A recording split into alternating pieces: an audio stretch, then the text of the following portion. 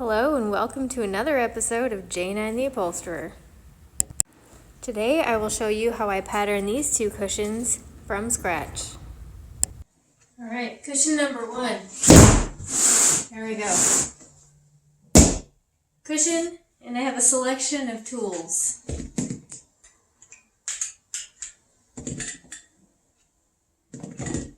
My favorites, my knife, staple removing tools, writing utensils, and scissors.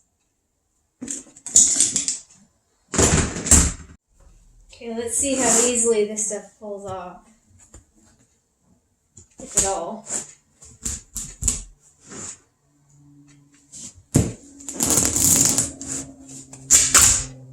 Not bad.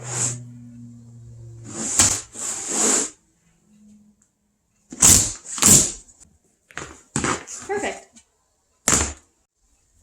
This is a bottom cushion, and it had the item around the edge, which is visible when you're standing in the boat looking at it. So I think I will change this, and if I put that back on, I'll put it on the bottom, because currently you can't see the bottom of this cushion in the boat, but it's full vinyl. So I'll have to decide on a seat bottom lining or vinyl on the bottom with the item around the edge of that maybe. So it looks a little bit nicer from the top. This bottom cushion, as well as the one beside it, have an okay-ish pattern, but I can tell in most of these corners, when the two are side by side, they don't really line up that well, but I can see that the wood base does line up to the other one quite nicely. So instead of taking the time to cut this apart and trace it, I might just cut the vinyl off and make a new pattern. And to do that, I will trace the shape of the wood because it's a nice crisp line, and I can add my seam allowance as necessary. And this band is easy to make because it's straight up and down, so I can basically just make one long one that's oversized, and that can be sewn on quite simply instead of tracing this because it'll be all over the table. Because I'm not using this for a pattern, I can just cut this vinyl cover off and pull out the staples later so I can move ahead to patterning quicker.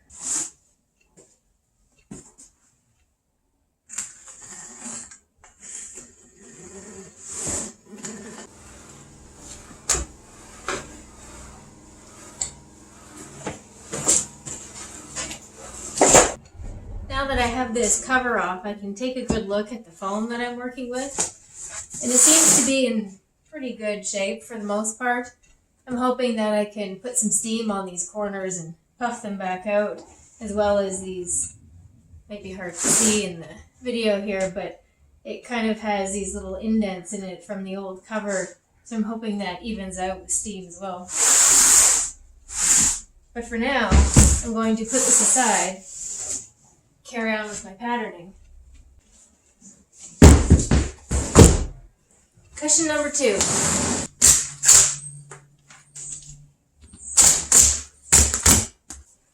While I'm not removing staples, by peeling that item off, it does leave several sticking out. So for the sake of saving my hands and not bleeding all over this stuff, I will pull these out.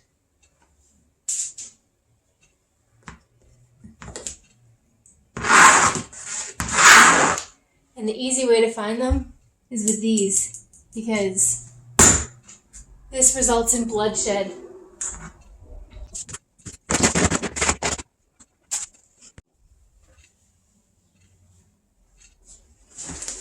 Alright. Cushion number 2 appears to be in similar condition. They've put 2 layers of foam on this. This is a dense layer and this is a softer layer. Looks as though I can steam this back to life. Alright, so laid out here I have my white vinyl that I'll be using for this job. I do have my bands, my oversized length bands already drawn on here. And I have them drawn on the inside because I generally prefer to pattern everything on the inside of the vinyl, like the backing. But for the faces, I will flip it over. And because I won't see my lines, I'm going to go ahead and cut these out. That way I can trace my faces without accidentally overlapping my patterns anywhere.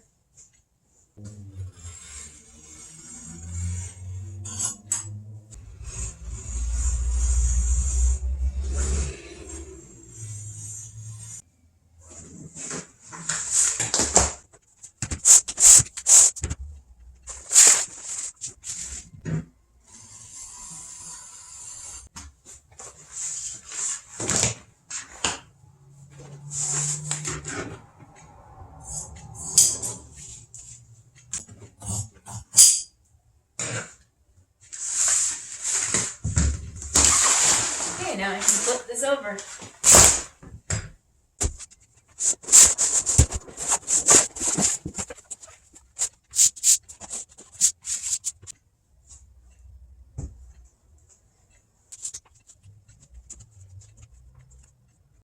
So because this is basically just a pattern of the wood, I'm going to trace the wood, basically just add a small 1/4 inch seam allowance. I'll be adding foam, 1/2 inch sew foam to this face, and I'll have a couple of pleats in it. So I want to ensure that my face doesn't shrink up too much when I sew it all together. So I'll basically trace the shape of the wood plus a 1/4 inch, maybe a heavy 1/4 inch. And then that should give me plenty of room to have all my seams and stitching in it without shrinking it up.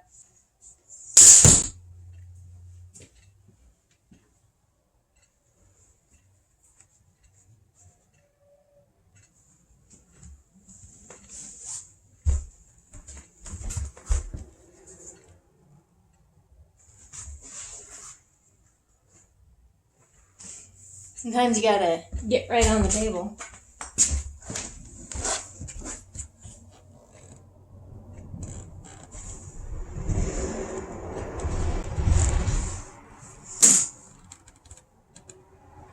It's nice that all of these lines on the seat are pretty straight for the most part, so I can just do a couple of dots and use my straight edge.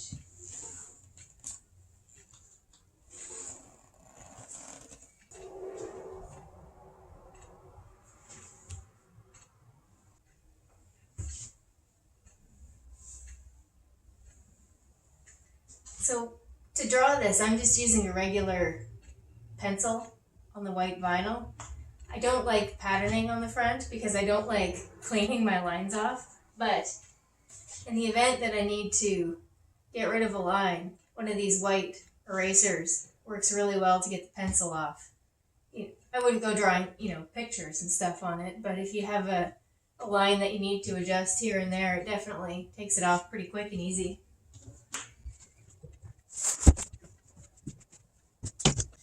So I've got my lines drawn here. You probably can't see them.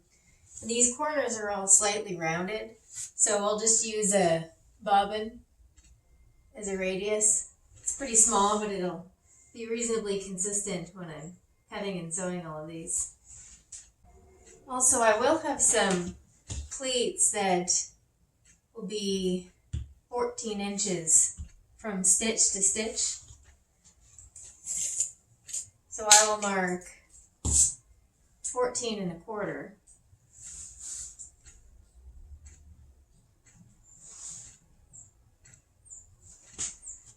Because my seam will be 1/4 inch in from the edge here, and then my pleat will be 14 inches from that.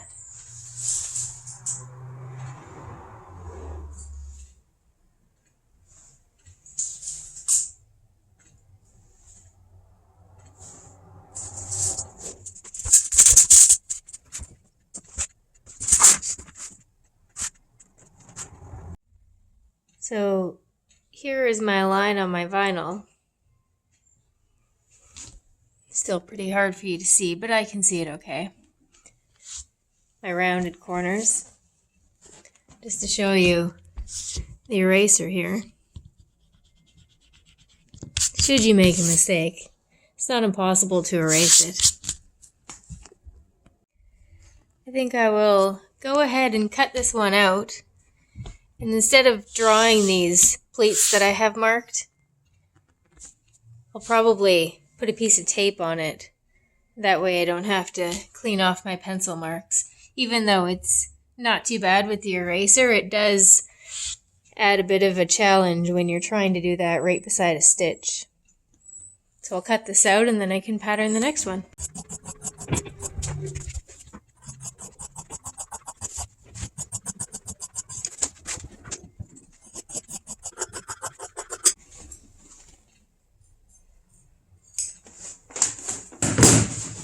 There we go.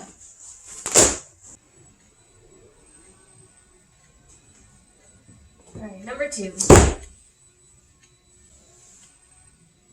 be honest, doing this on the floor would be a lot easier than on the table.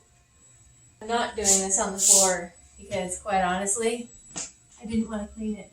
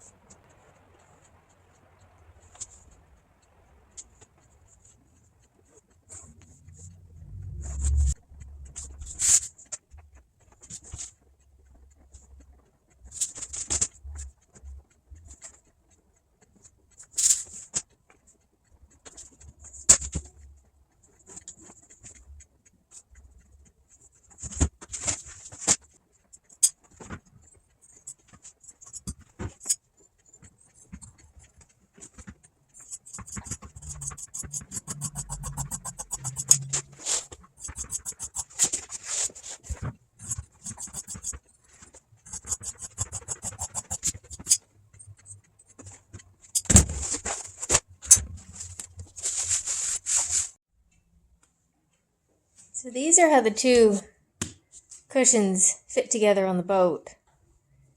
And it'll have this curved at one end backrest. So my 14-inch pleats, this will act as a center plate. So then I'll have 14, 14, and 14.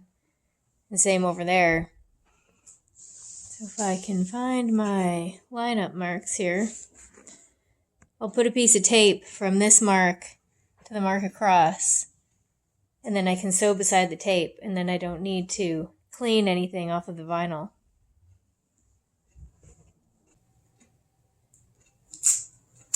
The important thing to remember with this is marking the tape so you know which side to sew on.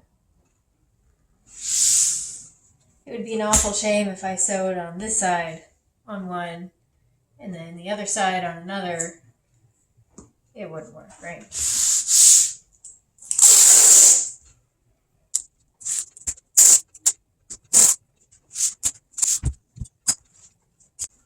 I'm just trimming these a little bit shorter because when I sew this to sew foam, I don't want to stitch through my tape.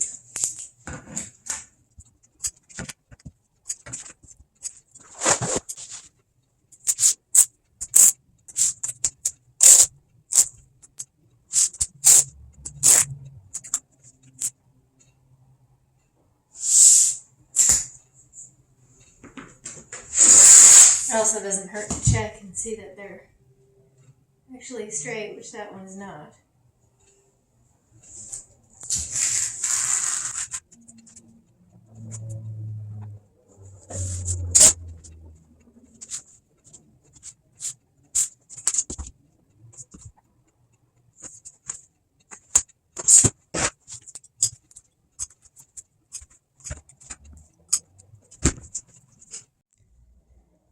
This is my 1/2-inch sew foam I have rolled out on the table here with my vinyl pieces laying on top. They just barely squeak onto the width of this, which is a bit risky because when I cut this, I only have a tiny little bit if this shifts, because I don't generally like to glue these for two reasons. I like to not use glue if I don't have to because it stinks and it's not really good for you. And also when I move it around in the machine to sew pleats and sew the band on, it sort of glues the wrinkles together sometimes, and I just don't like it. So if I don't need to use it, I don't. So with this tightness of these, it's a risk I am willing to take. This is a 1/2 inch thick. It's a bit hard to see possibly, but it has a bit of a mesh backing on it. This stuff here. That way when I sew through the vinyl, it doesn't just perforate and rip the foam. It'll hold it all together. That's an important thing to know when you're sewing foam to your covers. If you use something with no backing, it'll potentially just rip on every seam, and then it's basically useless.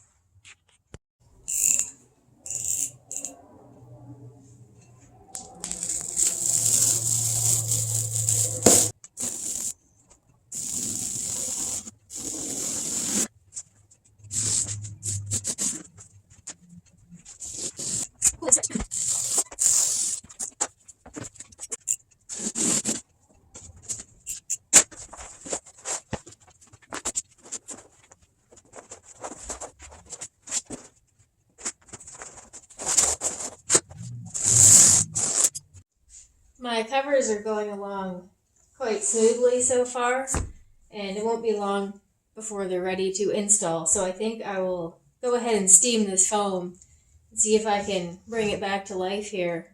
That way it gives it a bit of a chance to dry out. To do that, I'll just use this little clothing steamer I have. This is what is it? It's a Hamilton Beach. I don't know if there's a model number or anything, but anything similar to this will work if you're looking to do something at home. The downside is it only works shooting straight up. It doesn't work this way.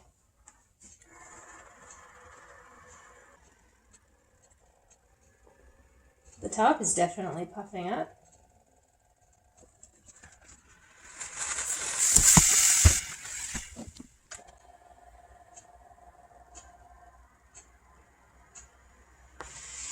I'm hoping you can see this on the screen. It does seem to be working quite well. Here is the corner that I've steamed. You can see it's pointy again. And this is where I stopped. It drops down to where it was squished under the cover.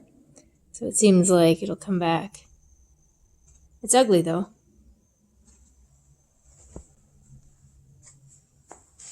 It's a nice pointy corner.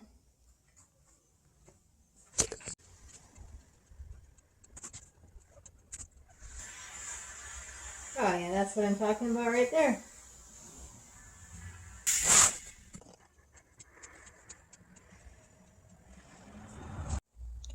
Might be hard to tell because of the lines that are still visible, but it's quite a bit better and more square than it was before.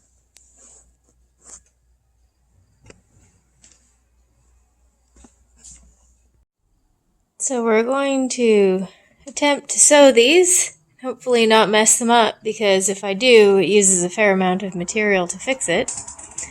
And to sew them, I'll be using some clear Tenera thread, the world's smallest print, 2500 denier clear, 1000 meter spool, and I have not very much left.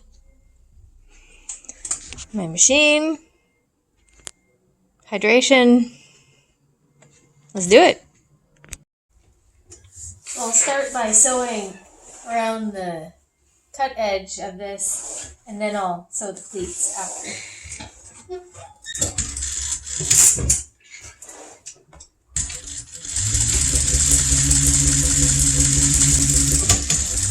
I made a bit of an obstacle. I left my other piece over there with the foam on it in my way of sliding this around.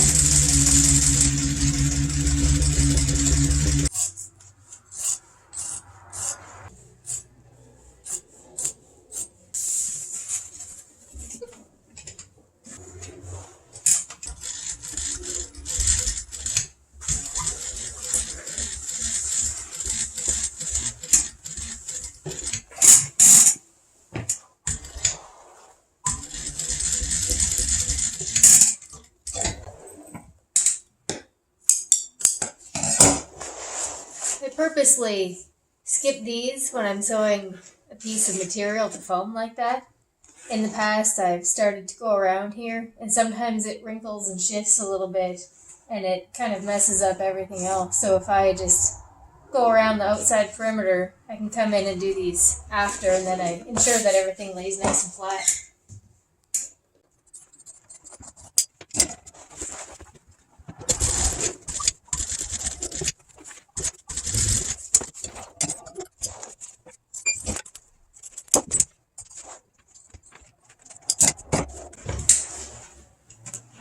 So there's what my edge looks like. Now it's important to double check and make sure I definitely marked my side of the tape to sew on. My arrows there.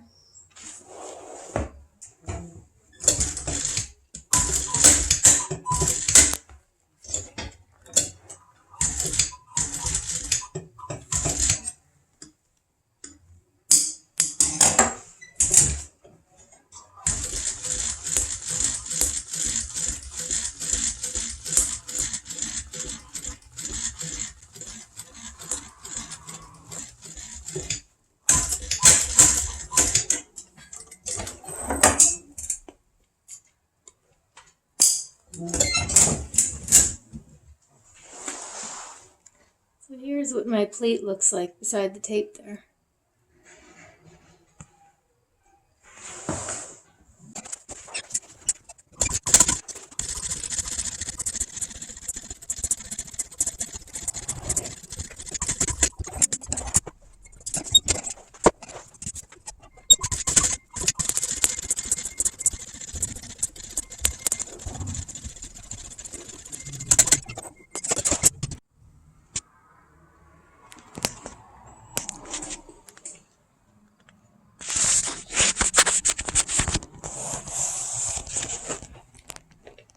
I'm not sure if it's that clear or not, but those are my pleats I've got. My edge is sewn. I'll just clean up these corners, make them nice and round again. Carry on.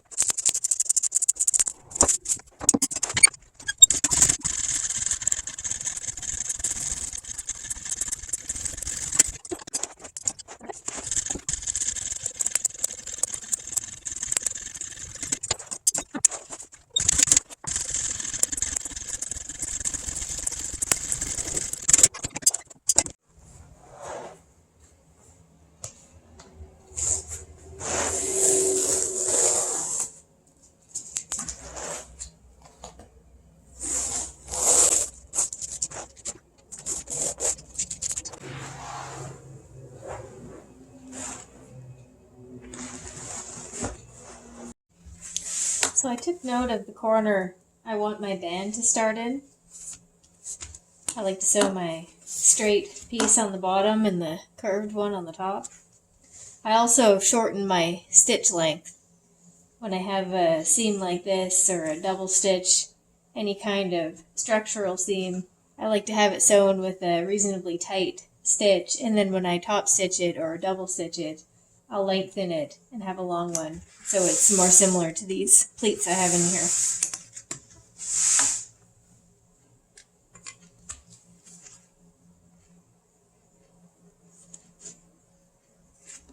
So I'll start this a little ways down so I have some room when I come around to this corner again after going around the perimeter. I'll have a little bit of room to cut my band and sew the ends together before I finish this stitch here.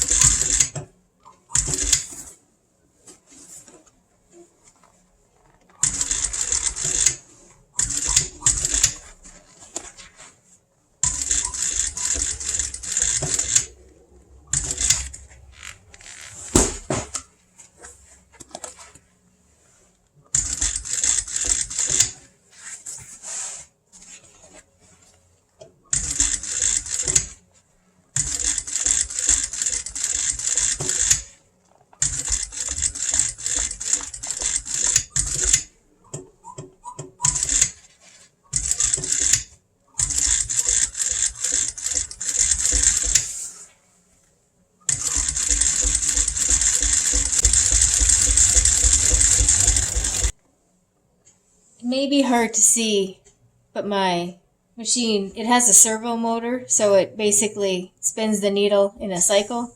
So when I stop, the needle's either always down or it's always up. And I like to keep it down, so when I'm going around corners, as I do a stitch, I can kind of maneuver my materials here, and it won't pull it out. If I do that with my needle up, sometimes if I move the material, it'll slide it, and then when I start sewing again and it puts the needle back in, it's in the wrong spot.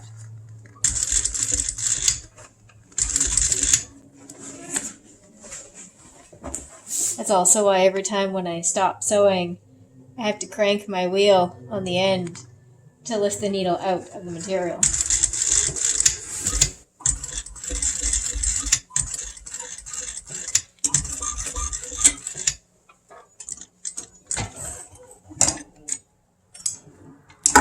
So I've come around to the corner that I started in. This one is obviously the right length already. I need to trim the oversized one.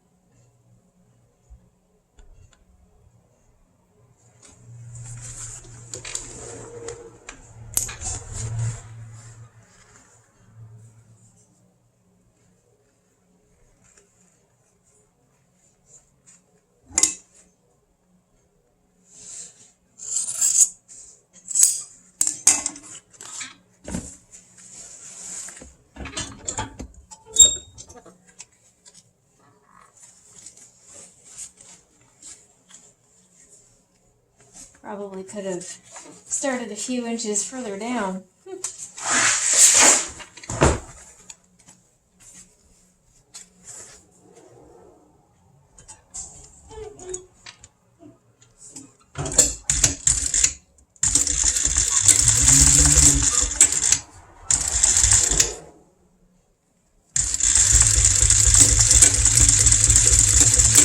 Sounds like my bobbin just ran out. It's about right. Always.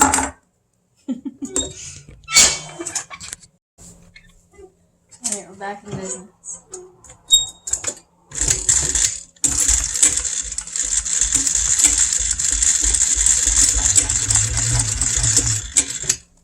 I backstitch a lot on these because this edge gets stapled and I don't know how far I'll be trimming it.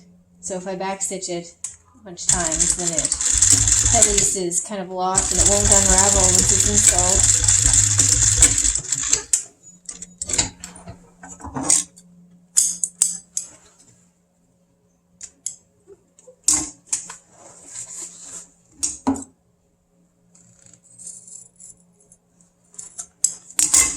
I like to trim my seam allowance right down to almost nothing in a seam that I'll be sewing over.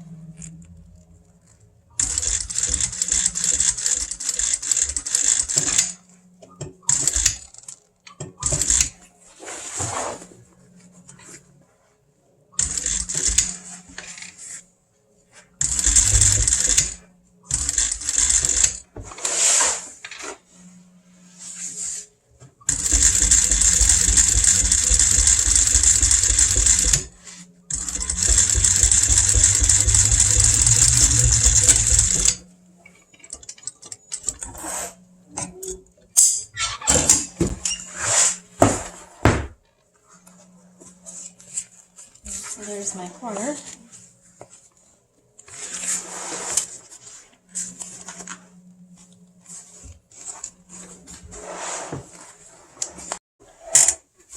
So this is why I trim my seam allowance here right to nothing on my band.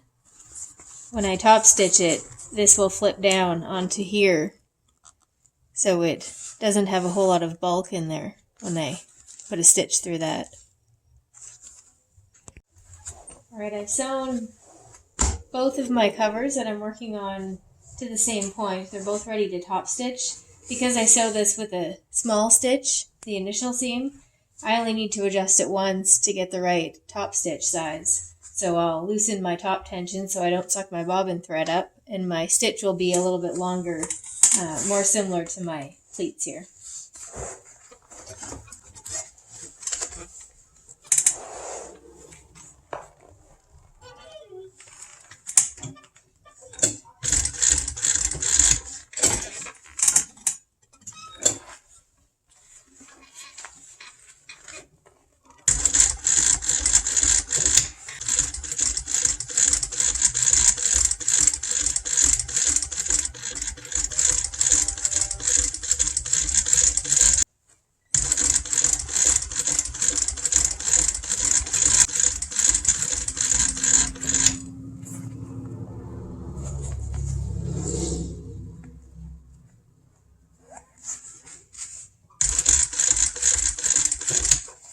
Depending on where this top stitch starts and stops, sometimes I will just backstitch it. I'll overlap it and then backstitch it.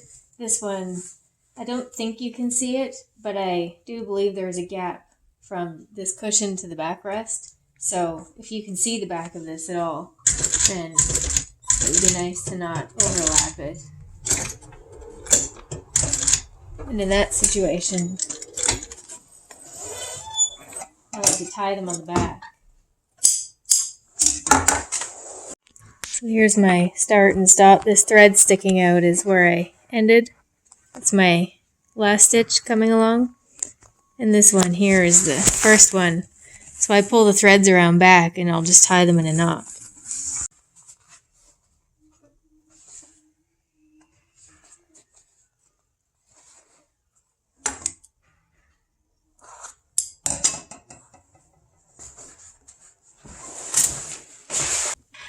Maybe you can too.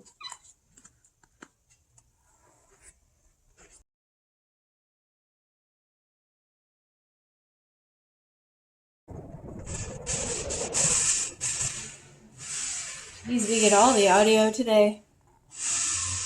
I'm also very close to an airport, so you might catch a sound of planes flying overhead. And I don't work alone in the shop, so Tim is next door making a bunch of racket. The idea is you can't tell where I started and stopped. Hopefully that's the case.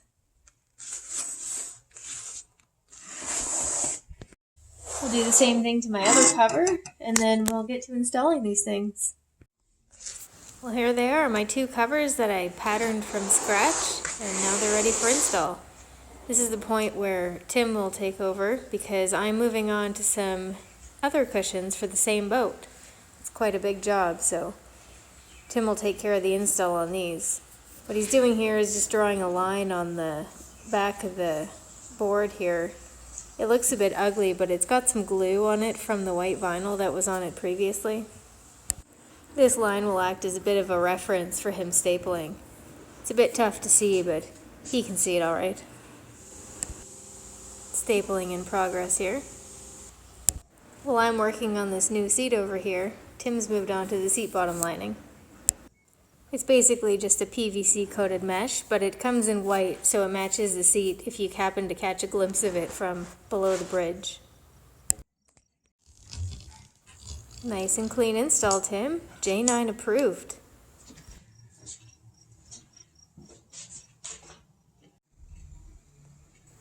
Well, here they are finished. As you can see, the pattern worked out well. I basically just traced the wood and added a 1/4 inch for seam allowance. They have a 1/2 inch sew foam on these and no foam on the band. The band is just a straight band with, I can't remember how wide I made it, probably 3.5 inches or something, with enough staple excess and seam allowance to get the job done. I think these turned out pretty well. These corners line up a heck of a lot better than they did before. They were a little bit squished and smushed looking. These are about ready to go back on the boat now. We just need to make a backrest for them. Here's a close look of the staples on the bottom and the seat bottom lining.